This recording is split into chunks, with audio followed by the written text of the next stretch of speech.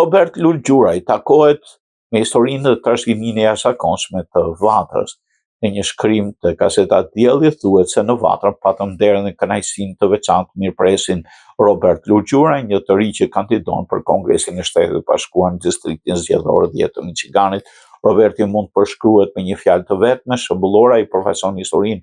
shëmbullore shqiptaro-amerikane, një histori me të cilën të gjithë mund të krenohemi, një figurë unifikuese që bashkon shqiptarët në çdo shtet, në çdo treg, me synime përbashkët për të zgjedhur një zë të veçantë që pasqyron interesat e Amerikës dhe vlerat që ne mbrojmë. Roberti mishëron në udhëtimin e vërtet amerikan nga fillimet e thjeshta të rrënjosura thellë në Malsi deri në një garë parajmore të vendosur për Kongres. Me mbështetjen e komunitetit tonë dhe të votuesve, ai qëndron sot para mundësisë historike për të bërë shqiptaro-amerikanë i parë që shërben ndonjëherë në Kongresin Amerikan, një arritje që do shënonte një moment historik për gjithë shqiptarët dhe për Vatrën. Diskutimi i mbrëmjes u pasurua me kontributet të anëtarëve të hershëm të Vatrës, Aslan Fushati, Ilir Cubi, si dhe nga Dritan Axhia, të cilët ndan një mendim të thellë për vojat e tyre në Vatër dhe pikpamjet për rrugën që na pret. Gjithashtu po i qartë se Robert Lulgjuraj do të ketë mbështetjen e Vatrës